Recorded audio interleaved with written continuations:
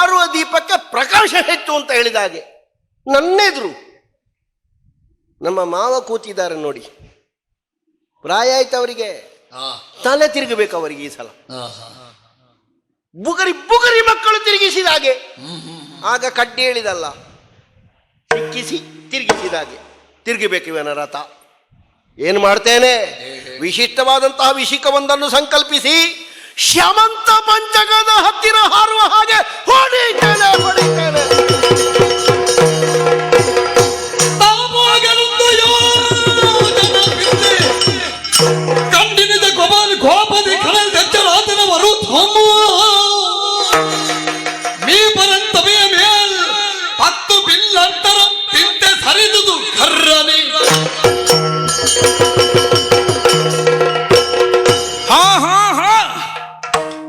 ಅಬ್ಬಬ್ಬ, ಏನಾಗಿ ಹೋಯಿತು ಅನ್ನುವುದು ಕ್ಷಣಾರ್ಧದಲ್ಲಿ ನಮ್ಮ ಗಮನಕ್ಕೆ ಬಾರದೇ ಹೋಯಿತು. ಆದ್ರೆ ಮತ್ತೆ ವಸ್ತುಸ್ಥಿತಿಯ ಯಥಾರ್ಥ ನಮ್ಮ ಅರಿವಿಗೆ ಬಂತು. ಅರ್ಜುನ ಪ್ರಯೋಗಿಸಿದಂತಹ ಒಂದು ಮಾರ್ಗಣದ ಕಾರಣದಿಂದಲೇ ಯೋಜನಾಂತರ ದೂರಕ್ಕೆ ನಮ್ಮ ರಥ ಸರಿದು ಹೋಗುವ ಹಾಗಾಯಿತು.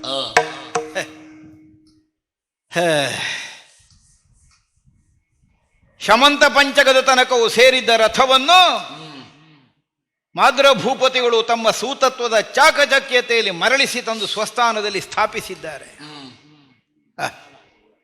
ಒಂದು ವಿಧದ ಸ್ಪರ್ಧೆಯ ಎಸೆತ ಇದು. ದ್ವೈರಥ ಯುದ್ಧಕ್ಕೆ ಆಹ್ವಾನವನ್ನಿತ್ತು ರಥವನ್ನು ಮುಂದಕ್ಕೆ ಚಾಚಿದವ ತನ್ನ ರಥವನ್ನು ಸ್ವಸ್ಥಾನದಲ್ಲಿ ಉಳಿಸಿಕೊಳ್ಳುವಲ್ಲಿ ಸೋತು ಹೋದ್ರದವನ ಬದುಕಿನ ವೈಫಲ್ಯ. ಆ ಕಾರಣಕ್ಕಾಗಿಯೇ ರಥ ಹಾರಿಸಿದ್ದಾನೆ. ನಮಗೆ ಅರ್ಥ ಆಗುತ್ತದೆ. ಈಗ ಹಾರಿಸುವವನಿಗೆ 1000 ಯೋಜನೆ ಹಾರಿಸಬಹುದಿತ್ತಲ್ಲ. ಒಂದೇ ಯೋಜನೆ ಆಗುವುದು ಅವನಿಗಾದರೂ, ಅದಕ್ಕಿಂತ ಹೆಚ್ಚು ಆಗಲಿಲ್ಲ. ಯಾಕೆ? ಅಶ್ವಹೃದಯ ರಥಕಲ್ಪಗಳನ್ನು ಬಲ್ಲಂತಹ ಸೂತ ಕುಳಿತ ರಥ ಇದು. ಅವರ ನಿಯಂತ್ರಣದಲ್ಲಿ ರಥ ಇದೆ, ಆದ್ದರಿಂದ ಇದಕ್ಕೊಂದು ಘನತೆ ಹೆಚ್ಚಿದೆ. ಮೊದಲಿನ ಜಾಗಕ್ಕೆ ಬಂದು ರಥ ನಿಂತಿದೆ, ಹೌದು.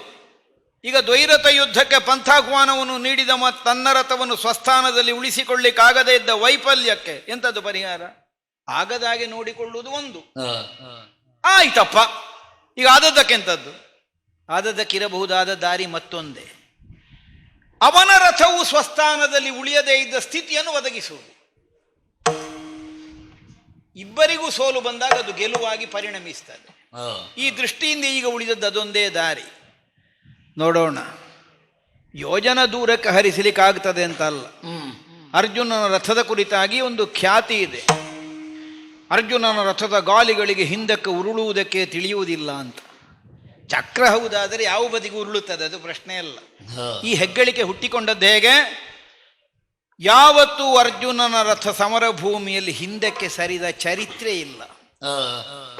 ಅದು ಅಸಂಭವನೀಯವಾದದ್ದು. ಆದದ್ದರಿಂದ ವಾಡಿಕೆಯಲ್ಲಿ ಮಾತೇ ಹುಟ್ಟಿ ಹೋಯಿತು, ಅದಕ್ಕೆ ಹಿಂದಕ್ಕೆ ಉರುಳಿಕೆ ಬರುವುದಿಲ್ಲ ಅಂತ. ಹಾಗಲ್ಲ. ಎಲ್ಲೋ ಭೀಷ್ಮರ ಯುದ್ಧದಲ್ಲಿ ಒಂದು ಸಲ ರಥ ಹಿಂದಕ್ಕೆ ಹೋಗಿದೆ ಅಂತ ನಮಗೆ ಸುದ್ದಿ.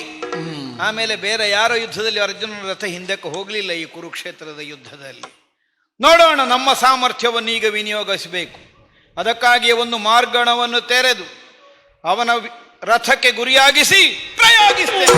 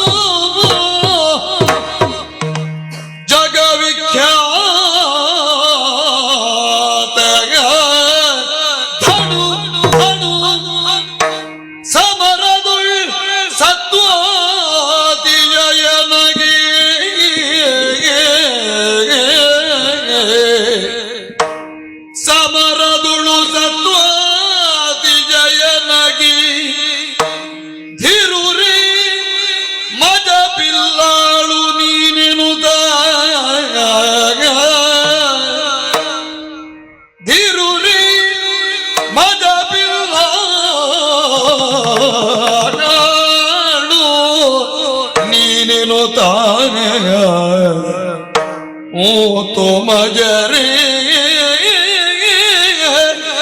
कर्ण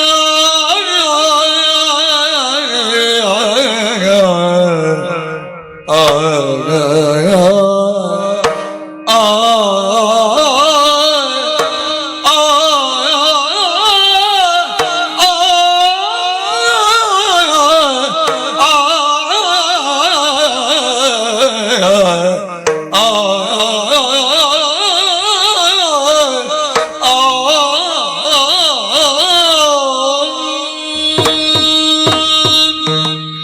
ಭೂತುರೆ ಬಾಪುರೆ ಮಜ ಬಾಪುರೆ. ಹ್ಮ್. ವಸುಶೇಣ, ಇಲ್ಲಿ ನೋಡು, ಇಲ್ಲಿ ನೋಡು. ಓ. ಪ್ರತಿಪಕ್ಷದ ರಥದ ಮುಂಭಾಗದಲ್ಲಿ ಕುಳಿತವ ನಾನು. ಹ್ಮ್. ನೇರವಾಗಿ ನೀ ಮಾಡುತ್ತಾ ಇದ್ದ ನಿನ್ನ ರಣಕೌಶಲಗಳನ್ನು ಹ್ಮ್. ಸಾಕ್ಷಿಯಾಗಿ ಹ್ಮ್. ಕಾಣುತ್ತಾ ಇದ್ದವ ಆಗಿಂದ. ನಿನ್ನಷ್ಟು ಸ್ಪಷ್ಟವಾಗಿ ಯಾರಿಗೂ ಕಾಣಿಸಲಿಕ್ಕಿಲ್ಲ. ಹಾಗೆಯೇ ಪ್ರಪಂಚ ನಂಬುವುದಲ್ವೋ? ಪ್ರಪಂಚದ ದೃಷ್ಟಿಯಿಂದ ಮಾತ್ರ ಅಲ್ಲ, ಅರ್ಜುನನ ರಥದ ಮುಂದೆಯೇ ಕುಳಿತಿದ್ದಿ. ಸ್ಪಷ್ಟವಾಗಿ ನಾನು ಕಂಡಿದ್ದೆ. ಅವನಲ್ಲೇ ಹೋರಾಟ ಮಾಡುದು ಸರಿ, ನಿನಗೆ ಅಲ್ವಾ ಕಾಣುವುದು? ನಿನ್ನ ಕಣ್ಣಿನಲ್ಲಿದ್ದ ತೀಕ್ಷ್ಣತೆಯೋ, ಹ್ಮ್. ನಿನ್ನ ಮುಖದ ಮೇಲೆ ಮೂಡಿದ ಗೆರೆಗಳು, ಹ್ಮ್. ಒಮ್ಮೊಮ್ಮೆ ಕಾಣಿಸಿದ ಬೆರಗು, ಹ್ಮ್. ಮತ್ತೊಮ್ಮೆ ಕಾಣಿಸಿದಂತಹ ಹಗೆತನ, ಹ್ಮ್. ಇದೆಲ್ಲ ಸ್ಪಷ್ಟ ರೇಖೆಗಳನ್ನು ಗುರುತಿಸಿದ್ದೇನೆ. ಹ್ಮ್. ಪ್ರಯೋಗಿಸಿದೆಯಲ್ಲ ಒಂದು ಶರವನ್ನು, ಹ್ಮ್. ನಿರ್ಣಯಿಸಿ ನನ್ನ ರಥವನ್ನು ಹ್ಮ್. ಸ್ಪಷ್ಟವಾಗಿ ಆಡುವುದು. ಹ್ಮ್. ಪಾರ್ಥನ ರಥ ಅಲ್ಲ, ನಾ ಕುಳಿತ ನನ್ನ ರಥವನ್ನೇ ಹ್ಮ್. ಹಿಮ್ಮೆಟ್ಟಿಸಬೇಕು ಎಂಬ ಲಕ್ಷ್ಯದಿಂದ ಹ್ಮ್. ಪ್ರಯೋಗಿಸಿದೆ ಮಾರ್ಗಣಗಳನ್ನು. ಹ್ಮ್. 10 ಬಿಲ್ಲಂತರಕ್ಕೆ ನಮ್ಮ ರಥ ಹಿಂದೆ ಸರಿದಿದೆ. ಹ್ಮ್. ಬಳರೆ ಹ್ಮ್. ಮೆಚ್ಚಿದೆ. ಹ್ಮ್. ನಿಜವಾಗಿ ಆಡುತ್ತೇನೆ. ಹ್ಮ್. ರಣಭೂಮಿಯಲ್ಲಿ ನಿನ್ನಷ್ಟು ಸತ್ವಾತಿಶಯರನ್ನು ಈ ಪ್ರಪಂಚ ಕಂಡದ್ದು ಬೆರಳೆಣಿಕೆಯಷ್ಟು ಮಾತ್ರ. ಹ್ಮ್. ಹ್ಮ್. ಅದರಲ್ಲಿ ಒಬ್ಬ ನೀನು ಹ್ಮ್. ಬಿಲ್ಲಾಳುವಾಗಿ ಕಾಣಿಸಿಕೊಂಡಿದ್ದಿ. ಹ್ಮ್. ಕರದಲ್ಲಿ ಹಿಡಿದಂತಹ ಚಾಪವನ್ನು ಆಳುವುದು ಕೆಲವರಿಗೆ ಮಾತ್ರ ಸಾಧ್ಯ. ಹ್ಮ್. ಬಿಲ್ಲನ್ನು ಹಿಡಿಯುವ ಆಳು ಮಕ್ಕಳು ಅನೇಕ ಮಂದಿ ಇದ್ದಾರೆ. ಕ್ಷತ್ರಿಯನಾದವನು ಕ್ಷಾತ್ರ ಪರಂಪರೆಯಿಂದ ಗುರುಕುಲವನ್ನು ಸೇರಿದ ಮರುಕ್ಷಣದಲ್ಲಿಯೇ ಬಿಲ್ಲನ್ನು ಕೈಯಲ್ಲಿ ಹಿಡಿಯುತ್ತಾನೆ. ಬಿಲ್ಲನ್ನು ಹಿಡಿದ ಆಳುವರು ಎಷ್ಟೋ ಮಂದಿ ಇದ್ದಾರೆ. ಬಿಲ್ಲನ್ನೇ ಆಳುವವರು ಬಹಳ ಅಪರೂಪ. ನಿನ್ನಂತಹ ಕೆಲವರು ಮಾತ್ರ ಬಿಲ್ಲಾಳುವಾಗಿ ಕಾಣಿಸಿಕೊಂಡಿದ್ದಿ. ಮಹಾರಥಿಗಳ ಸ್ಥಾನದಲ್ಲಿ ನೀನೊಬ್ಬ ಅಗ್ರಗಣ್ಯನಾಗಿ ಪ್ರತಿಪಕ್ಷದಲ್ಲಿ ನೀನಿದ್ರೂ ಯಾವ ಸಂಕೋಚವಾಗಲಿ, ಯಾವ ಮುಚ್ಚುಮರೆ ಇಲ್ಲದೆ ಆಡುತ್ತಾ ಇದ್ದೇನೆ. ನನ್ನ ಮನಕ್ಕೆ ಅತ್ಯಂತ ಆಹ್ಲಾದವನ್ನು ಕೊಟ್ಟಿದ್ದಿ. ನಿಜವಾಗಿ ಆಡುತ್ತೇನೆ. ನೀನೊಬ್ಬ ಮಹಾರಥಿಕರಣ. ಕೃಷ್ಣ, ವಸುಶೇಣ, ಹಸ್ತಿನಾವತಿಗೆ ಸಂಧಾನಕ್ಕಾಗಿ ನೀನು ಬಂದಿದ್ದ. ಹೌದು.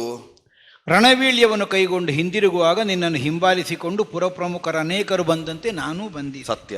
ಎಲ್ಲರನ್ನು ಹಿಂದೆ ಕಳುಹಿಸಿದ ಮೇಲೆ ನನ್ನೊಬ್ಬನನ್ನು ಮಾತ್ರ ಉಳಿಸಿ ಹತ್ತಿರಕ್ಕೆ ಬರಿಸಿ ರಥ ಏರುವಂತೆ ನೀನೇ ಒಂದು ಅವಕಾಶವನ್ನು ಕೊಟ್ಟಿದ್ದಿ. ಹೌದು. ರಥ ಏರು, ನಿನ್ನ ಹತ್ರ ಮಾತನಾಡ್ಲಿಕ್ಕುಂಟು.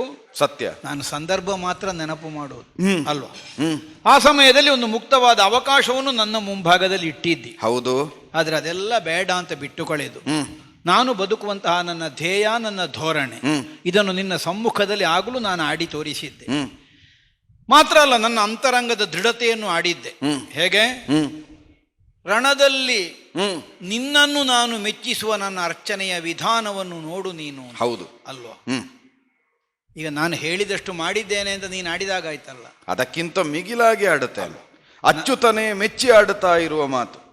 ಈವರೆಗೆ ನಿನ್ನನ್ನು ಸಲಹಿದ ಕೌರವ ಸಾಕಿದುದಕ್ಕೆ ಫಲಿಸಿತು. ಆಗಲಿ,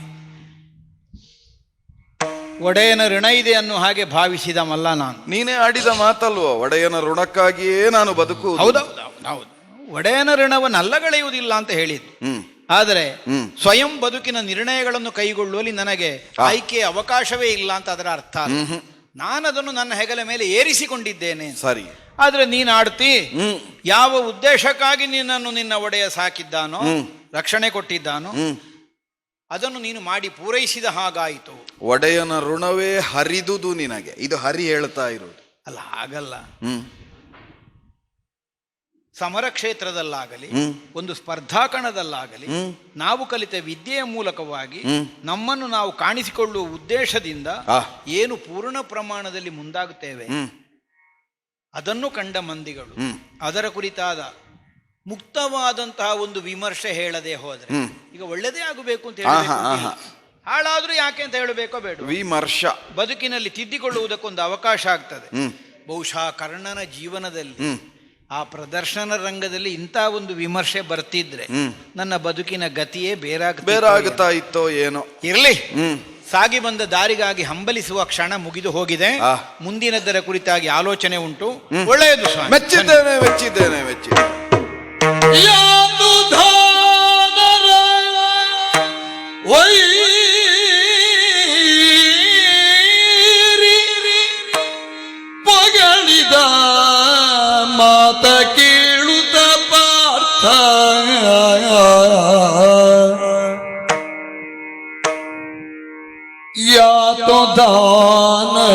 ವೈರಿ ಪೊಗಳಿದ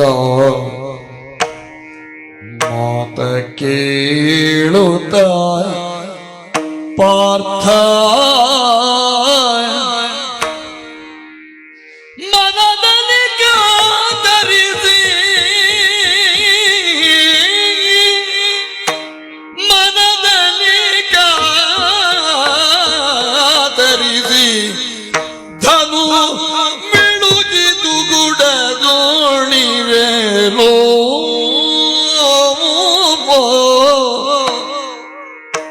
ಮನದಲ್ಲಿ ಕಾತರಿಸಿ ಧನು ಮಿಳುಗಿ ದುಗುಡದೊಳಿರಲು ಹರಿ ನುಡಿದ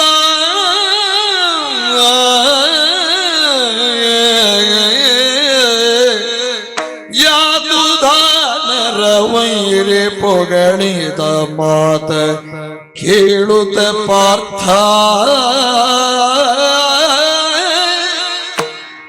ನೊಂದ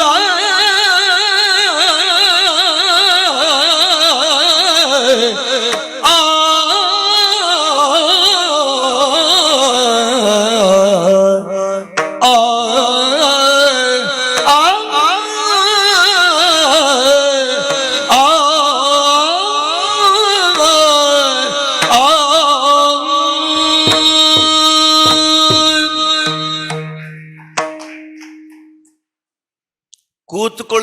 ಕೂತುಕೊಳ್ತೇನೆ ಅಂತ ಹೇಳಿ ಕೂತುಕೊಳ್ಳಿಕ್ಕೆ ಪ್ರಾರಂಭ ಮಾಡುವಾಗ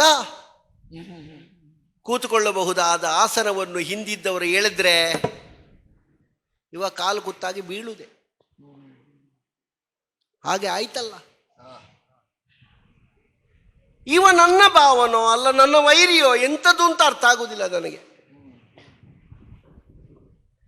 ಇವನಿಗೊಂದು ಹೆಸರುಂಟು, ಯಾತುದಾನರ ವೈರಿ ಅಂತ.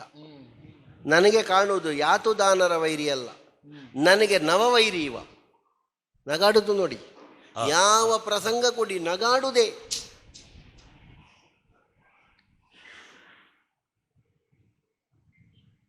ನಗಾಡಿಯೇ ಕೊಂದ ಅಂತ ನನ್ನನ್ನು. ನಾನೊಂದು ಹುರುಪಿನಲ್ಲಿ ಹಾರುವ ಎತ್ತಿನ ಹಣೆಗೆ ಬಡ್ದಾಗ ಟಾಂಕ್ ಅಂತ ಬಿತ್ತಲ್ಲ. ಕೆಲವು ಸಲ ದೂರದಿಂದ ಗೋಳಿಕಾಯಿ ಬಿಸಾಡಿದರೆ ಅದು ತಲೆಗೆಲ್ಲ ಬಿದ್ದರೆ ಉಂಟಲ್ಲ, ಎಷ್ಟು ನೋವಾಗೋದು ಗೊತ್ತುಂಟು. ಹಾಗೆ ಆಯಿತು ನನ್ನ ಪರಿಸ್ಥಿತಿ. ನಾನು ಮೊದಲೇ ಹೇಳಿದ್ದೇನೆ, ಬೇಡ ಭಾವ, ನನಗೆ ಆಗ್ಲಿಕ್ಕಿಲ್ಲ ಇದು, ಬೇಕು ಬೇಕು ಬೇಕು ಬೇಕು ಅಂತ ಹೇಳಿದ. ಗಾಳಿ ಹಾಕಿದ. ನನಗೆ ಈಗ ಗೊತ್ತಾಗುದು, ಅವ ಗಾಳಿ ಹಾಕಿದ್ದೆ ಗಾಳಿ ತೆಗಿಲಿಕ್ಕೆ, ಸ್ವಲ್ಪ ಸ್ವಲ್ಪ ಸ್ವಲ್ಪ ಸ್ವಲ್ಪ ತೆಗೆಯುವುದವ. ಈ ಕೆಲವರೆಲ್ಲ ಹಾಕುವುದು ತೆಗಿಲಿಕ್ಕೆ ಅಂತ. ಇವ ಸ್ವಲ್ಪ ಸ್ವಲ್ಪ ತೆಗೆದು ನಮ್ಮದೆಂಥದ್ದು ಇಲ್ಲ, ನಾವು ನೆಲ ಕಚ್ಚೋ ಹಾಗಾಯ್ತು. ಎಂಥದ್ದೂ ಬೇಡ, ಬಿಲ್ಲನ್ನು ಕೆಳಗೆ ಹಾಕಿದ್ದೇನೆ, ನಿಂತುಕೊಂಡಿದ್ದವ ಅಲ್ಲಿಗೆ ಕೂತ್ಕೊಂಡಿದ್ದೇನೆ. ಮತ್ತೆಂಥದ್ದು ಕೆಲಸ? ಯಾರಿಗೆ ಬೇಕಯ್ಯ ಕೆಲಸ? ಬೇಕಾದ್ರೆ ಮಾಡ್ಲಿ ಅವ. ಬಾವಾ ಏನು ಏನು ಚಿಂತೆ ಬಲ್ತು ಪಾರ್ಥ ಎಲ್ಲೊಳೀಗ ಬೇಡು ಬಾವ ಪಾರ್ಥ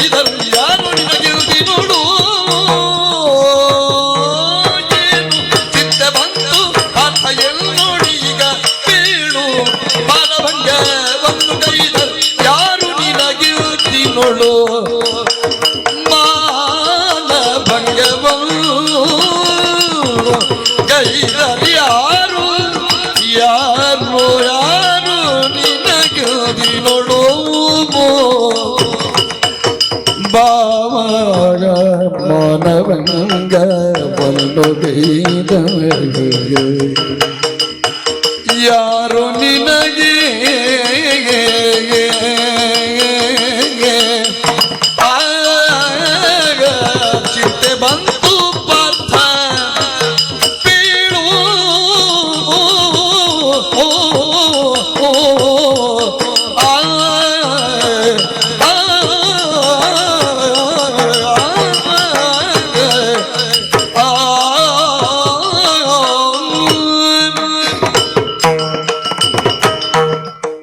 ಪಾರ್ಥ, ಏನು ಭಾವ? ಏನು ಭಾವ? ಯಾರಿಗೊತ್ತು? ಇದು ಏನು ಭಾವ? ಅಭಾವ. ನಿನಗ ಹಾ, ನಿನ್ನ ಸ್ವಭಾವದಲ್ಲೇ ಅದಿಲ್ಲ ಭಾವ. ಅದು ಕೆಲವು ಸಲ ಬರ್ತದೆ, ಕೆಲವು ಸಲ ಹೋಗ್ತದೆ. ನಾನು ನೋಡಿದ ಹಾಗೆ ನಿನ್ನೊಟ್ಟಿಗಿದ್ದವರಿಗಾದ್ರೂ ಅಭಾವ ಬಂದಿತ್ತು, ನಿನಗೆ ಬರ್ಲಿಕ್ಕಿಲ್ಲ. ಈಗ ಬಂತಲ್ಲ. ಇಂಥದ್ದಿದು ಭಾವ. ಮುಖ ಕೆಳಗೆ ಹಾಕಿ ಕುಸಿದು ಕುಳಿತು ಧನುಸ್ಸನ್ನು ಕೆಳಗಿಳಿಸಿ ಚಿಂತೆಯೋ ಭಾವ? ಏನು ಉಲ್ಲಾಸ ಇಲ್ಲ ಅಂತ. ಅದು ಈಗಲ ವಾತಾವರಣ ಸರಿ ಇಲ್ಲ.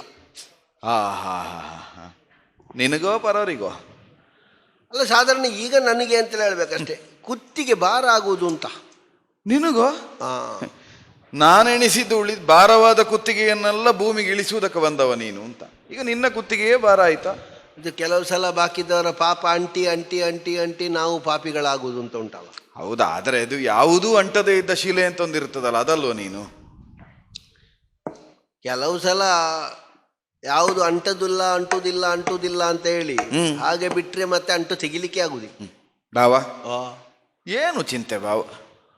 ಯಾರಿಗೆ? ನಿನಗೆ ಚಿಂತೆ ಬಂದ್ರೆ ನಾನು ಈ ಪೂರ್ವದಲ್ಲಿ ಅನುಭವದಿಂದ ಆಡುವುದು. ನೀನು ಒಂದಾದ ದಿನದಿಂದ ಇಲ್ಲಿಯವರೆಗೆ ನನ್ನ ಭಾವನಿಗೊಂದು ಚಿಂತೆ ಬಂತ, ಒಂದೋ ಕಲ್ಯಾಣ ಆಗ್ತದೆ, ಇಲ್ಲದಿದ್ರೆ ಕಾಳಗ ಆಗ್ತದೆ. ಎರಡರಲ್ಲಿ ಒಂದು ಆಗುವುದೇ. ಅದು ಕಾಳಗ ಕಲ್ಯಾಣ ಬೇಡ. ಈ ಸಲ ವಧೆ ಮಾಡುವ ಪ್ರಸಂಗ. ಅದು ಕಾಳಗ ಕಲ್ಯಾಣ ಎಲ್ಲ ಮಾಡಿ ಮಾಡಿ ಸಾಕಾಯ್ತು. ಹೌದಾ? ಇದು ಯಾರ ವಧೆ? ಎಂತದ್ದು? ಯಾರ್ದು ಅದಿತ್ತು, ವಧೆ ಮಾಡುವ ಬಾವ. ಮಾನಭಂಗವನ್ನು ಹೊಂದಿದವರು ತಲೆ ಕೆಳಗೆ ಹಾಕುವುದು, ಅದು ಮಾನ ಇದ್ದವರಲ್ವಾ? ಅಲ್ವಾ? ಇದೊಂದು ಪ್ರಪಂಚದ ವ್ಯವಸ್ಥೆ. ಹೌದು. ಆತ್ಮಾಭಿಮಾನಕ್ಕೋ ಸ್ವಾಭಿಮಾನಕ್ಕೋ ಕುಂದು ಬಂದ ಆ ಕ್ಷಣದಲ್ಲಿ ತಲೆ ಕೆಳಗೆ ಹಾಕಲೇಬೇಕು, ಮಾನ ಇದ್ದವರಾದ್ರೆ. ಹೌದಾ? ನಿನಗಿಂತದ್ದು ಭಾವ ನನಗಿಲ್ಲಲ್ಲ, ಮತ್ತೆಂತದ್ದು? ಹಾಗಲ್ಲ ಭಾವ. ಮತ್ತೆ ನಿನ್ನ ಮಾನವನ್ನು ಯಾರಾದ್ರೂ ಅಳಿಯುವುದಕ್ಕಾಗುತ್ತದಾ? ಇಲ್ಲಪ್ಪ. ಭೂ ವ್ಯೋಮ ಪಾತಾಳ ಮೂರನ್ನೂ ಸಂಚರಿಸಿದವ, ಮೂರು ಲೋಕದಲ್ಲಿಯೂ ಗಂಡುತನವನ್ನು ಸ್ಥಾಪಿಸಿ ಮೂರು ಲೋಕದ ಗಂಡ ಪಾರ್ಥ. ನೋಡು ಪಾರ್ಥ, ಯೋಚನೆ ಮಾಡು. ನನ್ನ ತೊಡೆಯ ಮೇಲೆ ಮಲಗಿ ರೈವತ ಪರ್ವತದಲ್ಲಿ ಚಿಂತೆ ಬಂದು ನನಗೇನು ಉಲ್ಲಾಸ ಇಲ್ಲ ಭಾವ. ಏನು ನೋಡಿದ್ರೂ ಬೇಡ ಅಂತ ಕಾಣ್ತದೆ. ಒಂದು ನೋಡುವಾಗ ಬೇಕು ಬೇಕು ಅಂತ ಕಾಣ್ತದೆ, ಅದು ದ್ವಾರಕ್ಕೆ ಅಂತ ಹೇಳುವಾಗ ಸುಭದ್ರೆಯನ್ನು ಕೊಡ್ತೇನೆ ಅಂತ ಹೇಳಿದ್ದೆ ನಾನು. ನಿನ್ನ ಆ ಚಿಂತೆಯಿಂದ ಒಂದು ಸುಭದ್ರ ಕಲ್ಯಾಣ ಆಯಿತು. ಯಾವ ಪ್ರಸಂಗ ತೆಕ್ಕೊನಿ, ನಾನು ಉದಾಹರಿಸಿದ್ದಷ್ಟೇ. ಸ್ವರ್ಗದಲ್ಲಿ ಚಿಂತೆ ಬಂದರೂ ನಿನಗೆ ಊರ್ವಶಿಯಿಂದ ಒಂದು ವರಸದೃಶವಾದ ಶಾಪ ಸಿಗ್ತದೆ. ಸುಭದ್ರ ಕಲ್ಯಾಣದ ಪ್ರಸಂಗವನ್ನು ಎಣಿಸಿದರೆ ನಾನಾದದ್ದರಿಂದ ಓಡ್ಲಿಲ್ಲ. ಆ ಬಲರಾಮ ದೇವರು ನನ್ನ ಕಾಲು ತೊಳೆಯುವಾಗ ಭಾವ, ಅಯ್ಯೋ ದೇವರೇ, ಎಲ್ಲಿಯಾದ್ರೂ ಗೊತ್ತಾದ್ರೆ ಹಿಡಿದ ಕಾಲನ್ನೇ ತೆಗೆದು ನೆಲಕ್ಕೆ ಬಡ್ತಾರ ಅವರು. ಅಲ್ಲ, ಆಗಲೂ ನಿನಗೆ ಏನು ಈ ರೀತಿಯ ಭಾವ ಅಂಕುರಿಸಿರ್ಲಿಲ್ಲ. ಅದು ನೀನು ಎಲ್ಲ ಹೇಳಿದ್ದಿ, ಇರು ಯತಿವೇಷದಲ್ಲಿ ಹೀಗೆ ಇರು, ಮನುಷ್ಯರಿಗೆ ಅರ್ಥ ಆಗದ ಹಾಗೆ ಮಾತಾಡು. ಹೌದು. ಮತ್ತೆ ನಮ್ಮ ಅಣ್ಣನಿಗೆ ಹೇಗೋ ಅದು ಗೊತ್ತಾಗುವುದಿಲ್ಲ. ನೀನು ಆ ಪ್ರಸಂಗಕ್ಕೆ ಬೇಕಾದದ್ದನ್ನು ಪೂರ್ವ ಪೀಠಿಕೆಯಾಗಿ ನನಗೆ ಹೇಳಿದ್ದರಿಂದ ಹೇಗೋ ಆಯ್ತು ಕಲ್ಯಾಣ. ಹೌದು ಹೌದು. ಇದು ಕಲ್ಯಾಣ ಪ್ರಸಂಗ ಅಲ್ಲ ಭಾವ, ಇದು ಕಾಳಗದ ಪ್ರಸಂಗ. ಕೊನೆಗೊಂದು ಕಲ್ಯಾಣ ಆಗಬೇಕು ಅಂತ ಉಂಟಿದರಲ್ಲಿ. ಅಲ್ಲಿ ಚಿಂತೆ ಅಂಕುರಿಸಿದ್ರೆ ಕಲ್ಯಾಣ ಕಾಮನೆ ಇದ್ದ ಹೊತ್ತಿನಲ್ಲಿ ಅದನ್ನು ಪರಿಹರಿಸುವುದಕ್ಕೆ ಸಾವಿರ ಮಾರ್ಗ. ಇದು ಯುದ್ಧ ಕ್ಷೇತ್ರ. ಹೌದು. ಮೊನ್ನೆ ಒಂದು ಚಿಂತೆ ಬಂದಿದೆ ನಿನಗೆ. ಹೀಗೆ ಧನುಸನ್ನು ಕೆಳಗಿಳಿಸಿದ್ದಿ. ಹೌದು. ಸಾಧ್ಯಂತವಾಗಿ ಒಂದಷ್ಟನ್ನು ಹೇಳಿದೆ. ಸಾಧಾರಣ ನನಗೆ ಚಿಂತೆ ಬಂದು ಒಂದು 16 ಆಯ್ತಲ್ಲ ಅಲ್ವಾ? 16 ದಿನಗಳ ಹಿಂದೆ ಸಾಧ್ಯಂತ ವಿವರಿಸಿದ್ದೇನೆ. ಹೌದು. ಚಿಂತೆ ಯಾಕೆ ಬರಬೇಕು, ಯಾಕೆ ಬರಕೂಡುದು, ನೀನ್ ಯಾರು, ನಾನು ಯಾರು, ಅವರ್ಯಾರು, ಇವರ್ಯಾರು, ಲೋಕ ಅಂದ್ರೇನು, ನಿನ್ನೊಳಗಿರುವುದೇನು, ನನ್ನೊಳಗೆ ಎಲ್ಲ ಹೇಳಿದ್ದಾನೆ. ಎಲ್ಲ ಕೇಳಿ ಆದ ಮೇಲೆ ನಷ್ಟೋ ಮೋಹ ಸ್ಮೃತಿರ್ಲಭ್ಯ, ಇದೇ ಬಾಯಲ್ಲಿ ಹೇಳಿದ್ದಲ್ವಾ. ಹೌದು. ಧನುಸ್ಸನ್ನು ಎತ್ತಿ ಜೇವಡೆದು ಇನ್ನೇನು ಮಾಡಬೇಕು, ನಿನಗೆ ಯಾವುದು ಸರಿ ಕಾಣ್ತದೋ ಅದನ್ನು ಮಾಡು ಪಾರ್ಥ ಅಂತ ಹೇಳಿ ಯುದ್ಧ ಮಾಡುತ್ತೇನೆ ಅಂತ ಘೋಷಣೆ ಮಾಡಿದವ ನೀನು. ಹೌದು. ಕರಿಷ್ಯೆ ವಚನಂತವ, ನೀ ಹೇಳಿದ ಹಾಗೇ ನಡೀತೇನೆ, ಅದಲ್ವ ಅದಕ್ಕೆ ಅರ್ಥ. ಈಗ ನಾನು ನಿನಗೆ ಎಲ್ಲಿಯಾದ್ರೂ ತಲೆ ಕೆಳಗೆ ಹಾಕು ಅಂತ ಹೇಳಿದ್ದೇನಾ? ಇಲ್ಲ, ಅದು 16 ಮುಗೀತಲ್ಲ, ಮತ್ತೆ ತಲೆ ಕೆಳಗೆ ಹಾಕುವ ಅಂತ ಆಯ್ತು. ಎಂತದ್ದು 16 ಮುಗ್ದು? ಅಲ್ಲ, ನೀನು ಹಾಗೆ ಹೇಳಿ 16 ದಿವಸ ಆಯ್ತಲ್ಲ. ಓ, ಇದೀಗ ನಿನ್ನ ಉಲ್ಲಾಸಕ್ಕೆ 16 ಕಳೀತಾ? ಹೌದು. ಇನ್ನೀಗ ಈ 16ರವರೆಗೆ ಒಂದು ಬೇರೆ ಉಲ್ಲಾಸ ಅದು. ಆ ನಂತರ ಅದು ಬೇರೆ ಅದು. ಇದೀಗ ನಿನ್ನದು ರಣ ಷೋಡಶ. ಈಗ ಹರೆಯದಲ್ಲಿ ಷೋಡಶ ಬಂದ ಮೇಲೆ ಉಲ್ಲಾಸ ಬರುವುದು, ರಣದಲ್ಲಿ ಷೋಡಶ ಬಂದ ಮೇಲೆ ಜಿಗುಪ್ಸೆ ಬರುವುದಲ್ವಾ? ಎಷ್ಟು ಅಂತ ಬಾವ, 16 ದಿವಸದಿಂದ ಮೊನ್ನೊಂದು 14 ದಿವಸದ ನಂತರ ರಾತ್ರಿ ಆಗಲು ಅಂತ ಇಲ್ಲ, ಒಟ್ಟು ದುಡಿಯುವುದೇ. ಒಳ್ಳೇದು ಒಳ್ಳೇದು. ಈಗ ನಿನ್ನ ಈ ಚಿಂತೆಗೆ ಕಾರಣ ಏನು ಅಂತ ನನಗೆ ಅರ್ಥ ಆಗ್ಲಿಲ್ಲ, ಅದನ್ನು ಬಿಡುವ. ಈಗ ಎಷ್ಟೇ ಚಿಂತೆ ಇರಲಿ, ನಮ್ಮನ್ನು ಅತ್ಯಂತ ಉತ್ಸಾಹಕ್ಕೆ ದೂಡುವ ಒಂದು ಪ್ರಕರಣ ಅಂತ ಪ್ರತಿಯೊಬ್ಬನ ಬದುಕಿನಲ್ಲಿ ಇರುವುದಿಲ್ವಾ? ಉಂಟಲ್ಲ. ಒಬ್ಬ ಪ್ರಸಿದ್ಧನಾದ ಗಾಯಕ ಅಂತ ಎಣಿಸುವ, ಹಾಡುವ. ಎಷ್ಟೇ ಚಿಂತೆ ಇರಲಿ, ಒಮ್ಮೆ ಒಂದು ಸುಶ್ರಾವ್ಯವಾದ ಗಾನವನ್ನು ರಾಗವನ್ನು ಕೇಳುವಾಗ ಅರಿವಿಲ್ಲದೆ ಹಾಡಿ ಹೋಗ್ತದೆ. ಏನ್ ಹೇಳ್ತಿ ಬಾವ? ರಾಗ ಯಾವುದು, ತಾಳ ಯಾವುದು, ಶ್ರುತಿ ಯಾವುದು ಅಂತ ಗೊತ್ತಿಲ್ಲದೆ ಇದ್ದವನು ಅಂತ ಹೇಳ್ತಾನೆ, ತಲೆ ಅಲ್ಲಾಡಿಸ್ತಾನೆ. ಮತ್ತೆ ಹೌದಾ, ಕೈಕಾಲು ಅಲ್ಲಾಡಿಸುವುದೇನು, ತಾಳ ಹಾಕುವುದಿನಲ್ಲ, ಅದು ಬೇತಾಳಾಗಿಕೊಂಡಿರ್ತದೆ, ಅದು ವಿಷಯ ಬೇರೆ. ಸಂಗೀತದ ಶಕ್ತಿ. ಶುಶುರ್ವೇತಿ ಪಶುರ್ವೇತಿ ವೇತಿ ಅಲ್ವಾ, ಹಾಗಲ್ವಾ? ವೇತಿ ಗಾನರಸಸ್ಯ ಪಣಿ, ತಲೆಯನ್ನು ತೂಗುತ್ತದೆ ಹಾವಾದ್ರು. ಮತ್ತೆ ಕೆಲವರೆಲ್ಲ ಶ್ರುತಿಯಲ್ಲಿ ಹಾಡುವಾಗ ಈಚೆಯವರಿಗೆ ಏನಾದ್ರೂ ಒಂದು ಉತ್ಸಾಹ ಬಂದು ಅದರ ಜೊತೆಯಲ್ಲಿ ಸೇರಿಸುವಾಗ ಅವ ಹಿಡಿದ ಶ್ರುತಿ ತಲೆ ಕೆಳಗಾಗಿ ಆಗ್ತದೆ. ಈಗ ನಿನ್ನದ್ದೇಳುವುದು ನಾನು ಯಾವ ಯಾವ ಗಾಯಕರದ್ದಲ್ಲ. ನಾನು ಊರ್ನವರ ಸುದ್ದಿ ನೀನು ಮಾತಾಡ್ತೀನಿ. ರಣಗಾನವನ್ನು ಹಾಡುವುದಕ್ಕೆ ಬಂದ ಗಾನ ಪಂಡಿತ ನೀನು ಪಾರ್ಥ. ಒಳಗಿಸಿದಂತಹ ರುದ್ರಗಾನ ಏನು, ರಿಪುಗಳ ಎದೆಯಲ್ಲಿ ಭೀತಿಯ ಬೀಜ ಅಂಕುರಿಸ್ತಾ ತಾಳ ಅಲ್ಲಿ ಮೂಡಿದ್ದು, ರಾಗ ಇಲ್ಲಿ ಮೂಡಿದ್ದು. ಉತ್ಸಾಹ ಅನ್ನೋದು ಬರುವುದು ಗಾಯಕನಿಗೆ, ಹಾಗೆ ನರ್ತಕನಿಗೆ ಒಳ್ಳೆಯ ವಾದಕನೊಬ್ಬ ಶ್ರುತಿ ಮಾಡಿ ನುಡಿಸುವುದಕ್ಕೆ ತೊಡಗಿದ್ರೆ ಅರಿವಿಲ್ಲದೆ ಕಾಲು ಕುಣಿಯುವುದಕ್ಕೆ ತೊಡಗುತ್ತದೆ. ಅಂದ್ರೆ ಜೀವನದಲ್ಲಿ ನಾವು ಪ್ರೀತಿಸುವುದು ನಮ್ಮ ಕಣ್ಣ ಮುಂಭಾಗದಲ್ಲಿ ಕಾಣಿಸಿದಾಗ ಅರಿವಿಲ್ಲದೆ ನಮಗೆ ಆ ಭಾವ ಅಂಕುರಿಸ್ತದೆ. ಯಾರೋ ನನ್ನ ಭಾವ ಒಬ್ಬ ಹೇಳಿದ್ದ ಮಾತು ನೆನಪಾಗುವುದು ನನಗೆ. ಯಾರು ಭಾವ? ನಿನಗೆ ಸುಮಾರು ಜನ ಭಾವ ಅಂದಿರಿ. ಹೌದೌದು, ಅದು ಯಾವ ಭಾವ ಅಂತ ನೀನು ಹೇಳು, ನನಗೆ ಹೇಳಿದ ಮಾತು ಹೇಳ್ತೇನೆ. ಏನು? ನನ್ನ ಭಾವ ಒಬ್ಬ ಹೇಳಿದ ಮಾತು. ಎಲ್ಲಿಯೋ ನಮ್ಮನ್ನು ಬಿಟ್ಟು ದೂರಕ್ಕೆ ಹೋದ ಪತಿಯೊಬ್ಬ ಮರಳಿದಾಗ ಸತಿಗೆ ಯಾವ ಭಾವ ಅಂಕುರಿಸ್ತದೋ, ಹಸಿರು ಹುಲ್ಲನ್ನು ಕಂಡಾಗ ಹಸುವಿನಲ್ಲಿ ಯಾವ ಉತ್ಸಾಹ ಹುಟ್ಟುತ್ತದೋ ಅಂತಹದ್ದೇ ನನಗೆ ಯುದ್ಧ ಅಂತ ಹೇಳಿದ ಕ್ಷಣದಲ್ಲಿ ಭುಜದಂಡೆಗಳು ಕುಣಿತದೆ ಅಂತ ಒಂದು ಭಾವ ಹೇಳಿದ್ದ. ಯಾವ? ನಾನು ಹೇಳಿದ್ದನ್ನೇ ನನಗೆ ಹೇಳ್ತಿ, ಜಂಬೂಪಾಲ ಪ್ರಕರಣದಲ್ಲಿ ನಾನೇ ಹೇಳಿದ್ದದು. ಹೌದಾ? ಹಾಗಾದ್ರೆ ಎಂತಹ ಚಿಂತೆಯೇ ಅಂಕುರಿಸಿದ್ರು ರಣವೆಂದ ಕ್ಷಣದಲ್ಲಿ ಭುಜಮಂಡಲ ಕುಣಿಯುವುದು ಪಾರ್ಥನಿಗೆ, ಮೂರು ಲೋಕದ ಗಂಡನಿಗೆ. ಅಂತವ ಯುದ್ಧ ಭೂಮಿಯಲ್ಲಿ ಧನುಸನ್ನು ಕೆಳಗಿಳಿಸ್ತಾನೆ. ಅದರಲ್ಲಿಯೂ ನಿನ್ನ ಜೀವಮಾನದಲ್ಲಿ ನೀ ನಿರೀಕ್ಷಿಸ್ತಾ ಇದ್ದ ದಿನ ನಿನ್ನ ಬದುಕಿನಲ್ಲಿ ಬಂದದ್ದು. ಎಂತದ್ದು? ಎಷ್ಟು ಕಾಲದಿಂದ ಕಾಯ್ತಾ ಇದ್ದಿ, ಯಾರನ್ನು? ಮುಂದೆ ಯಾರು ಬರಬೇಕು ಅಂತ ಯೋಚಿಸಿ. ಮುಂದೆ ಕರ್ಣನೆಂಬ ನೋಡ್ತಾಯ ನಿಲ್ದಿಪ್ಪತಾನಿದಕೋ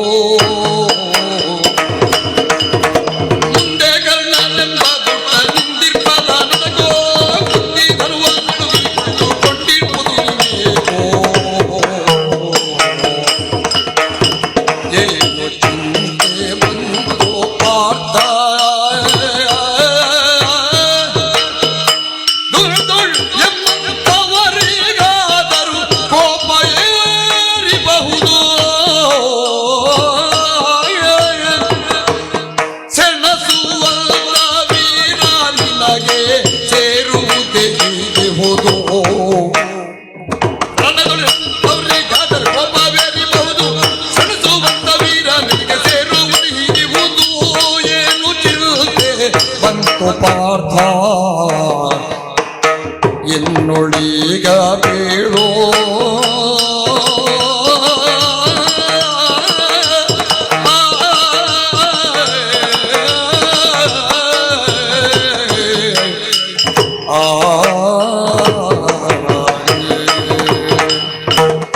ಪಾರ್ಥ, ಅತ್ಯುತ್ಸಾಹಕ್ಕೆ ಹೇತುವಾಗಬಹುದಾದ ಬದುಕಿನ ಆಕರ್ಷಣೀಯ ಸಂಗತಿಗಳು ಅದು ಎದುರಾದಾಗ ಎಲ್ಲವನ್ನು ಮರೆತು ಉಲ್ಲಾಸ ಅಂಕುರಿಸ್ತದೆ. ನಿನಗೆ ರಣವೆಂದ್ರೆ ಹಾಗೆ, ರಣ ಯಜ್ಞವೆಂದು ಸ್ವೀಕರಿಸಿದವ ನೀನು. ಕಾಂಡವ ದಹನ ಪ್ರಕರಣದಲ್ಲಿ ಆದರೂ ಉದ್ಘೋಷಣೆಯನ್ನು ಮಾಡುವಾಗ ನೀ ಮಾಡಿದ್ದದನ್ನೇ ಅಲ್ಲ. ರಣಕ್ಕಿಂತ ಮಿಗಿಲಾದದ್ದು ನನಗೆ ಸಸ್ನೇಹವಾದದ್ದು ಪ್ರಪಂಚದಲ್ಲಿ ಯಾವುದೂ ಇಲ್ಲ. ಅಂತಹ ನಿನಗೆ ರಣಯಜ್ಞ ಲಭ್ಯವಾಗಿದೆ. ಬದುಕಿನುದ್ದಕ್ಕೂ ಪರೀಕ್ಷಾರಂಗದಿಂದ ಇಲ್ಲಿಯವರೆಗೆ ಕರ್ಣಾರ್ಜುನರ ಮುಖಾಮುಖಿ ಎಷ್ಟು ಬಾರಿ ಆಗಲಿಲ್ಲ? ಸುಮಾರು ಸಲ ಆಗಿದೆ. ಎಲ್ಲಾ ಕ್ಷಣದಲ್ಲಿಯೂ ಸೋತವನು ಕರ್ಣನೇ, ಗೆದ್ದವನು ಅರ್ಜುನನೇ. ಆದರೆ ಗೆದ್ದ ನಿನಗೆ ಎಲ್ಲಿಯಾದ್ರೂ ಕರ್ಣನೊಂದಿಗಿನ ಕಾಳಗದ ಉತ್ಸಾಹ ಬತ್ತಿದೆಯಾ? ನನಗೆ ಇವತ್ತು ಕರ್ಣಾರ್ಜುನ ಸಾಕು ಅಂತಾಗಿದೆ. ಯಥಾರ್ಥ ಕಾದು ನನಗೆ ಸಾಕಂತಾಗಿದೆ. ನಾನು ಏನು ಹೇಳಿದ್ರು ನನಗೆಂತದಿಲ್ಲ, ಸುಮ್ಮನೆ ಬಾಕಿದ್ದವರನ್ನೇ ಹೊಗಳದು ಬಿಟ್ರೆ ನಮ್ಮ ಹಣೆ ಬರ ಇದೇ ಆಯ್ತು ಅಂತ. ಬಾವಾ, ನಿನಗಿದು ಕರ್ಣಾರ್ಜುನ ಕಾಳಗ ಪ್ರಸಂಗ ಈ ಕೆಲವು ಸಲ ಕತ್ತಿ ಹರಿತ ಮಾಡ್ಲಿಕ್ಕೆ ಒಂದು ಸಾಧನ ಇರ್ತದೆ. ಹೌದು, ಅದು ಸವೆದುಕೊಂಡೇ ಹೋಗುದು, ಮತ್ತೆ ಅದನ್ನು ಒಲೆಗಿಡುವುದು. ಅಷ್ಟಕ್ಕೆ ನಾವು ಆದ್ರೆ ಒಂದುಂಟು, ಸವೆಯುವುದಕ್ಕೆ ಎಷ್ಟು ಕಾಲ ಬೇಕು ಅಂತ. ತಂದ ದಿವಸವೇ ಸವೆದು ಒಲೆಗಿಡುವ ಕ್ರಮ ಇಲ್ಲ. ಕಲ್ಲು ಗಟ್ಟಿದ್ರೆ ಒಂದು ತಿಂಗಳಲ್ಲಿ ಸರಿ ಹರಿತ ಮಾಡಿದ್ರೆ ಅದು ಸವೆಯುತ್ತದೆ. ಹೌದಾ? ಇದು ಹಾಗೆಲ್ಲ ಹರಿದು ಸವಿದು ಹೋಗುವುದಕ್ಕಿದ್ದದಲ್ಲ. ಕರ್ಣಾರ್ಜುನ ಕಾಳಗದ ನಿರೀಕ್ಷೆ ಕ್ಷಣ ಕ್ಷಣಕ್ಕೂ ನಿನಗಿರ್ಲಿಲ್ವ? ಮೊನ್ನೆ ವನವಾಸ ಪೂರ್ಣ ಆಗೋ ಹೊತ್ತಿನಲ್ಲಾದ್ರು ಋಷಿಗಳು ಬಂದು ಹೇಳಿದ್ದೇನು, ಕೌರವಾದಿಗಳಾದ್ರೂ ಆದೀತು, ಅಭೇದ್ಯನಾಗಿ ನಿತ್ತವ ಕರ್ಣ. ಆಗ ನಿನ್ನ ಬಾಯಿಂದ ಏನು ಬಂತು? ಅದೊಂದು ಮಾಡಿ ಮುಗಿಸುವ ಅಂತ. ಹೌದಾ? ಪ್ರಾರಂಭದಲ್ಲಿ ಆಗ್ಲಿ ಅಂತ ಹೇಳಿದ್ಯಾ? ನಾನು ಹೇಳಲಿಕ್ಕೆಲ್ಲ ಹೇಳಿದ್ದೇನೆ ಬಾವ. ನನಗೆ ಕೆಲವು ಸಲ ಅನಿಸುವುದು ನಾನು ಸುಮ್ಮನೆ ಅವಸರ ಮಾಡುವುದು ಅಂತ. ಅದು ನಿನಗೆ ಈಗ ಅಲ್ವ ಅರ್ಥ ಆಗುದು. ನಾನು ಯಾವುದೆಲ್ಲ ಮೊದಲು ಹೇಳ್ತೇನೆ ಅದು ನನಗೆ ಮಾಡ್ಲಿಕ್ಕೆ ಬಹಳ ಕಷ್ಟ ಆಗುದು ಅಂತ. ನಾನು ಕೆಲವೆಲ್ಲ ಹೇಳದೆ ಮಾಡಿದ್ದುಂಟು, ಹೇಳಿದ್ದನ್ನು ಮಾಡ್ಲಿಕ್ಕೆ ಭಾರಿ ಕಷ್ಟ ಆಗುದು ನನಗೆ. ಆದ್ರೆ ಒಂದುಂಟು, ಲೋಕದಲ್ಲಿ ನಿನಗಿರುವ ಪ್ರತೀತಿಯೋ ಈವರೆಗಿನ ನಿನ್ನ ಇತಿಹಾಸವೂ ಇರುವುದು ಹಾಗೆ. ಆಡದೆ ಮಾಡುವವ ರೂಢಿಯೊಳಗೆ ಉತ್ತಮ, ಆದ್ರೆ ಆಡಿ ಮಾಡುವವ ಪಾರ್ಥನ ಹೆಗ್ಗಳಿಕೆ ಹಾಗೆ. ಮಾಡುವ ಮೊದಲು ಆಡುತ್ತಾನೆ. ಮಧ್ಯಮ ಅಂತಲ್ಲ, ನೀ ಮಧ್ಯಮ ಪಾಂಡವಿಯೇ, ಆದ್ರೆ ಕಾರ್ಯದಲ್ಲಿ ಮಧ್ಯಮಿ ಅಂತಲ್ಲ. ನಿನ್ನ ವಿಶ್ವಾಸ ಅಷ್ಟು ದೊಡ್ಡದು. ಆಡುವುದನ್ನೇ ಮಾಡುವುದನ್ನೇ ಆಡುವುದು, ಇದು ನಿನಗೆ ಮಾತ್ರ ಇರುವುದು. ಮನಸ್ಸೇಕಂ ವಚಸ್ಸೇಕಂ ಕರ್ಮಣ್ಯೇಕಂ, ಮೂರನ್ನು ಒಂದಾಗಿಸಿದ ಮಹಾತ್ಮ ನೀನು ಪಾರ್ಥ. ಬಿಡು. ಸಂಜಯ ರಾಯಭಾರಕ್ಕೆ ಸಂಜಯರು ಬಂದಾಗಾದ್ರೂ ಕೌರವನ ತೊಡೆಗಳು ಹೇಗೆ ಅಂತ ಭೀಮ ಕೇಳುವಾಗ ನೀ ಕೇಳಿದ್ದೇನೋ ಕರ್ಣಕುಶಲಿಗನಾಗಿದ್ದಾನೋ? ನನಗೆ ಭೀಮಣ್ಣ ಅವನ ತೊಡೆ ಕೇಳುವಾಗ ನನಗೆ ಇವರ ನೆನಪಾದ ಅಂತ ಕೇಳಿದ್ದಲ್ಲ, ನೆನಪಾದಷ್ಟೇ. ಈಗ ಮುಂದೆ ಇರುವುದು ಯಾರು? ನಿನ್ನ ಮುಂಭಾಗದಲ್ಲಿ ದ್ವೈರಥ ಯುದ್ಧ, ರಥ ಕೀಲಿಸಿ ನಿಂತಿದೆ. ನಿನ್ನ ರಥದ ಮುಂಭಾಗದಲ್ಲಿ ಚಾಚಿದ ರಥದಲ್ಲಿ ಅಗ್ರಸ್ಥಾನದಲ್ಲಿ ನಿತ್ತು ಜೇವಡೀತಾ ಇದ್ದಾನಲ್ಲ ಧನು, ಯಾರದು? ಪರಮ ಸಜ್ಜನ, ಧಾರ್ಮಿಕ ಶಿರೋಮಣಿ. ಅವನಿಗೆ ಎಂಥದ್ದೆಲ್ಲ ಹೇಳ್ಬೋದಲ್ಲ. ನೀನು ಹೇಳಿದ್ದನ್ನೆಲ್ಲ ಹೇಳುದಾ? ನಿನ್ನದ್ದು ಏಕಪಾತ್ರ ಅಭಿನಯ. ಏಕಪಾತ್ರ ಅಭಿನಯ ಅಲ್ಲ. ನನಗೆ ಈಚೆ ನಿತ್ತರೆ ಪಾಂಡವ ಪಕ್ಷ, ಆಚೆ ನಿತ್ತರೆ ಕೌರವ ಪಕ್ಷ ಅಂತ ನಿನ್ನದ್ದೇ ಎರಡು. ಅಲ್ಲ, ನೀನು ಎಲ್ಲ ಹೇಳಿದ್ಯಲ್ಲ. ಹೌದು, ಅದನ್ನೆಲ್ಲ ಹೇಳಲಿಕ್ಕೆ ನನಗೆ ಬರ್ಲಿಕ್ಕಿಲ್ಲ. ನಾನು ಹೇಳಿದ್ದನ್ನು ನಾ ಮಾಡಿದ್ದನ್ನೆಲ್ಲ ನೀವು ಮಾಡ್ತೀಯ? ಅಲ್ಲ, ಮಾಡುದು ಅಂತಲ್ಲ, ನಿನ್ನ ಶಿಷ್ಯ ಅಲ್ವಾ ನಾನು. ಹೌದು, ನಿನ್ನನ್ನು ಅನುಸರಿಸ್ತೇನಲ್ಲ. ಹೌದು. ಈಗ ನಿನ್ನಷ್ಟು ಮಾಡ್ಲಿಕ್ಕೆ ಆಗದೇ ಇದ್ರು ನಾನೇನು ಶುದ್ಧಾಚಾರದಲ್ಲಿ ರಾಮನ ಹಾಗೇನು ಕೂತ್ಕೊಂಡದ್ದಲ್ವಲ್ಲ. ಎಂತದಿದು ಭಾವ? ಮುಂದೆ ನಿಂತ ಕರ್ಣ ಧೂರ್ತ. ಯಾರು ಹೇಳಿದ್ದು? ಕರ್ಣನ ಶಿರವನ್ನು ಚಂಡಾಡುತ್ತೆ. ನೀನಲ್ವ ಹೇಳಿದ್ದು? ಕರ್ಣವಧೆಯನ್ನು ಸಾಧಿಸುವಲ್ಲಿಯವರೆಗೆ ಇಂಥದ್ದು ಮಾಡುವುದಿಲ್ಲ, ಇಂಥದ್ದು ಮಾಡುವುದಿಲ್ಲ, ಅಲ್ಲಿಗೆ ಹೋಗುವುದಿಲ್ಲ, ಇಲ್ಲಿಗೆ ಬರುವುದಿಲ್ಲ. ಯಾರು ಹೇಳಿದ್ದು? ಅವ ಧೂರ್ತ ಅಂತ ನಾನು ಎಣಿಸಿದ್ದೆ. ಇವತ್ತು ಸರಿ ಗೊತ್ತಾಯ್ತಾನ. ನಾನು ಹೇಳಿದ್ ನಾನೇ ಮೂರ್ಖ, ಧೂರ್ತ. ಅದ್ಯಾಕೆ? ಅವ ಒಳ್ಳೆ ಒಬ್ಬ ಸಜ್ಜನ. ಯಾರು? ಅವ ಕರ್ಣ, ಪುಣ್ಯಾತ್ಮ, ಯೋಗಿ. ಯಾರು? ಯೋಗಿಯ? ಹೌದು. ಹೌದು. ನೀನು? ನಾನೆಂತದ್ದು? ನಾನು ರೋಗಿ. ಈಗ ಎರಡು ಪಕ್ಷ ಇರುವುದು. ನಾವು ಅದನ್ನು ನಿರ್ಣಯ ಮಾಡಿ ಆಗಿದೆ. ಧರ್ಮಾಧರ್ಮ ಸಂಗ್ರಾಮ, ಧರ್ಮಯುದ್ಧ. ಒಂದು ಪಕ್ಷ ಧರ್ಮದ್ದು, ಒಂದು ಪಕ್ಷ ಅಧರ್ಮದ್ದು. ಈಗ ಆಚೆ ಇರುವುದು ಯೋಗಿ ಆದ್ರೆ, ಆಚೆ ಇರುವ ಪಕ್ಷ ಧಾರ್ಮಿಕನಾದ್ರೆ ನೀನು ದೂರ್ತನಾಗತಿ. ಹೌದು, ನಾನಲ್ಲದೆ ಇದ್ರು ನನ್ನನ್ನೆಲ್ಲ ಸೇರಿ ಮಾಡ್ತಾರೆ ಅತ್ಲಾಗಿ. ಎಂತದ್ದು ದೂರ್ತ ಅಂತ? ಮತ್ತೆಂತ ನಿನ್ನನ್ನು ನಾನಿರುವಾಗ ನಿನ್ನನ್ನು ದೂರ್ತ ಅಂತ ಪ್ರಪಂಚದಲ್ಲಿ ಮತ್ತೊಬ್ಬರು ಹೇಳಲಿಕ್ಕೆ ಸಾಧ್ಯ ಕೆಲವು ಸಲ ಆನೆ ಬರುವಾಗ ಸ್ವಲ್ಪ ಬೆಂಕಿ ತೋರಿಸಿದ್ರೆ ಆಯ್ತು, ಅದು ಓಡುದೇ. ಹಾ ಹಾ ಹಾ. ನಾನು ಒಂದು ಆನೆ ಅಂತ ಇತ್ತು, ಆನೆ ಬೆಂಕಿ ತೋರಿಸ್ತಾರೆ ಓಡಿಸ್ಲಿಕ್ಕೆ. ನೀನು ಆನೆ ಅಲ್ಲ, ಆನೆ ಓಡ್ಲಿಕ್ಕೂ ಧೈರ್ಯ ಬರುದಿಲ್ಲ, ಎಲ್ಲಿ ಹೊಂಡ ತೋಡಿಟ್ಟಿದ್ದಾರೆ ಅಂತ ಯಾರಿಗೂ ಗೊತ್ತು. ನೀನು ಆನೆ ಅಲ್ಲೂ, ಆನೆಪುರವನ್ನು ಆಳುವುದಕ್ಕಿದ್ದವ ನೀನು. ನಮ್ಮ ಊರಲ್ಲೇ ಹಾಗೆ ಹೆಸರಾಗಿ ಆನೆ ಅಂತ. ಹೌದು, ನಮಗೆ ಎರಡಿಲ್ಲ. ಯಾವುದು? ಆರೋಗ್ಯ ಮತ್ತು ನೆಮ್ಮದಿ. ಈಗ ಆನೆಗೆ ಅರ್ಥ ಬಂದಿದ್ಯಾ? ಅದೇ ಅರ್ಥ ಇರುವುದು. ಆನೆ ಅಂತ ಹೇಳಿದ್ರೆ ಆರೋಗ್ಯ ಮತ್ತು ನೆಮ್ಮದಿ. ಅದು ಎರಡಿಲ್ಲದೆ ಇರುವ ಆನೆ ನಾವು. ನಾನೆಣಿಸಿದ್ದು ಪ್ರತಿಪಕ್ಷಕ್ಕೆ ನಮ್ಮ ಭಾರತ ಇರುವಲ್ಲಿವರೆಗೆ ಆರೋಗ್ಯ ನೆಮ್ಮದಿ ಎರಡೂ ಇರ್ಲಿಕ್ಕಿಲ್ಲ ಅಂತ. ಇರ್ಲಿಕ್ಕಿಲ್ಲ ಪ್ರತಿಪಕ್ಷಕ್ಕೆ. ಈಗ ಕರ್ಣನೆಂಬ ಧೂರ್ತ ಮುಂಭಾಗದಲ್ಲಿ ನಿನಗೆ ಅಯಾಚಿತವಾಗಿ ಸಿಕ್ಕಿದಾಗ ನೋಡು, ನನ್ನ ಕೈ ನೋಡು, ಚಮ್ಮಟಿಕೆ ಹಿಡಿದ ನನ್ನ ಕೈಯೇ ಒಮ್ಮೆ ಮುಷ್ಟಿ ಕಟ್ಟಿ ಬಡಿಯುವ ಅಂತ ಕಾಣ್ತದೆ. ನನಗೆ ಆಗದಿಂದ ಆಗ್ತದೆ, ನೀನು ಆಗದಿಂದ ಬಡಿತೇನೆ ನನಗೆ ಬಡಿಬೇಕು ಅಂತಲ್ವಾ? ಅಲ್ಲ, ನಿನಗೆ ನಾನು ಇಲ್ಲಿ ಬಡ್ದೇನಾ? ನೀನು ಕೆಲವು ಸಲ ಬಾಯಿಯಲ್ಲಿ ಬಡಿಯುವುದುಂಟಲ್ಲ, ನನ್ನ ಜನ್ಮಕ್ಕೆ ಸಾಕಾಗ್ತದೆ. ಮತ್ತೆ ಬಾವ, ಮೈಗೆ ಬಡಿದ್ರೆ ರಕ್ತ ಬರುವುದು, ಹೌದು. ಮನಸ್ಸಿಗೆ ಬಡಿದ್ರೆ ಹೌದು ಕಣ್ಣೀರು ಬರುವುದು. ಅದು ದೇಹದಲ್ಲಿ ರಕ್ತಕ್ಕಿಂತ ಹೆಚ್ಚು ನೀರಿರುವುದು, ಹೌದು. ಆದ್ರೂ ಮನಸ್ಸಿಗೆ ನೋವಾದಾಗ ಮಾತ್ರ ಕಣ್ಣೀರು ಬರುವುದು. ಕಡಿಮೆ ಇರುವ ರಕ್ತ ಎಲ್ಲಿ ಗಾಯ ಆದ್ರೂ ಅಲ್ಲಿ ಹೊರಗೆ ಬರ್ತದೆ. ಹೌದೌದು. ನಿನಗೆ ಇದು ಗೊತ್ತಿಲ್ವಾ? ಯಾವುದು? ಈಗ ನಾಲಗೆಗೆ ಆದ ಗಾಯ, ನಾಲಗೆಯ ಹುಣ್ಣು, ಔಷಧ ಹಚ್ಚಿದ್ರೆ ಹೋಗುತ್ತದೆ. ಬಾಯಿಯ ಒಳಗಿನ ಹುಣ್ಣು ಕೆಲವೊಂದಲ್ಲ, ಹೌದು. ಅದಕ್ಕೆ ದೊಡ್ಡ ಮದ್ದು ಬೇಕು ಅಂತ ಇಲ್ಲ. ನಮ್ಮ ಜೊಲ್ಲೆ ಸಾಕಾಗ್ತದೆ, ಹೌದಾ?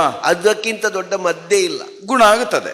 ನಾಲಗೆ ಮಾಡಿದ ಹುಣ್ಣು ಉಂಟಲ್ಲ ಮಾತಿನಿಂದ, ಅದನ್ನು ಯಾವುದರಿಂದಲೂ ಕಳೆಯುವುದಕ್ಕೆ ಅದಕ್ಕೆ ಮದ್ದಿಲ್ಲ. ಮದ್ದಿಲ್ಲ. ಹೌದು. ಕೆಲವರೆಲ್ಲ ಹೇಳುವ ಕ್ರಮ ಉಂಟು. ಒಳ್ಳೆ ಹಾವು ಕಚ್ಚಿದ್ರು, ಒಳ್ಳೆ ಹಾವು ಅಂದ್ರೆ ನೀರುಳ್ಳೆ ಅಲ್ಲ, ಹೌದೌದು, ಜಾತಿ ಹಾವು ಕಚ್ಚಿದ್ರು ಅದಕ್ಕೆ ಮದ್ದುಂಟು. ಮಣ್ಣು ಕಚ್ಚಿದ್ರೆ ಮತ್ತೆ ಮದ್ದಿಲ್ಲ. ಈಗ ನಾನು ಯೋಚಿಸುವುದು ಹಾಗೆ, ಒಮ್ಮೆ ಕರ್ಣ ಮಣ್ಣು ಕಚ್ಚಬೇಕು, ಒಮ್ಮೆ ಕರ್ಣ ಮಣ್ಣು ನನ್ನಂತವರಿಗೆ ಸೆಣಸಿ ಒಮ್ಮೆ ಕರ್ಣ ಮಣ್ಣು ಕಚ್ಚಬೇಕು. ಇವತ್ತಿನ ಸೂರ್ಯಾಸ್ತಕ್ಕಿಂತ ಮೊದಲು ಮಣ್ಣು ಕಚ್ಚಬೇಕವ. ಅಷ್ಟನ್ನು ಮಾಡುವುದು ನಮ್ಮ ಭಾವ ಅಂತ ನಾನು ಹೆಮ್ಮೆಯಿಂದ ಒಮ್ಮೆ ಹಿಂದೆ ತಿರುಗಿ ಒಮ್ಮೆ ಮುಂದೆ ನೋಡುದು. ಬಿಟ್ಟನೋ ಅಂತ ಬಾಣ ಬಿಟ್ಟದಲ್ಲ, ಧನುಸ್ಸೇ ಕೆಳಗೆ ಇಟ್ಟದ್ದು. ಅದು ಆಗಲೇ ಹೇಳಿದ್ದಾನೆ, ಬಿಡು ಅಂತ ಎರಡೆರಡು ಸಲ ಹೇಳಿದ್ದಾನೆ. ನಾನು ಬಿಟ್ಟದ್ದೆ. ಬಿಡು ಅಂತ ಹೇಳುವುದು ಎಂತದ್ದು? ಧನುಸ್ಸು ಬಿಡು ಅಂತಲ್ಲ. ನನಗೆ ಕಾಣುವುದು ಕೆಳಗೆ ಕುಂದಿ ಬಿದ್ದದ್ದು ಧನುಸ್ಸಲ್ಲ, ನಿನ್ನ ಮನಸ್ಸು. ಅದರಿಂದ ಕೇಳ್ತಾ ಇರುವುದು, ನಾನಿದ್ದೇನೆ ನಿನ್ನ ರಕ್ಷಣೆಗೆ.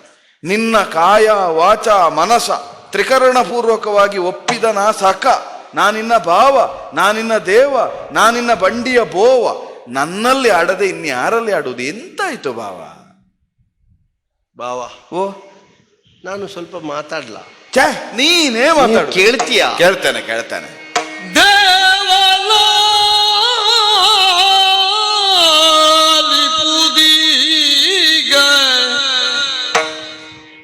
ಬಿಡದು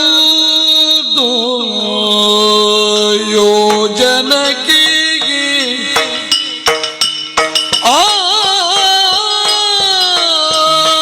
ವಿರೋಧಿಯ ರಥ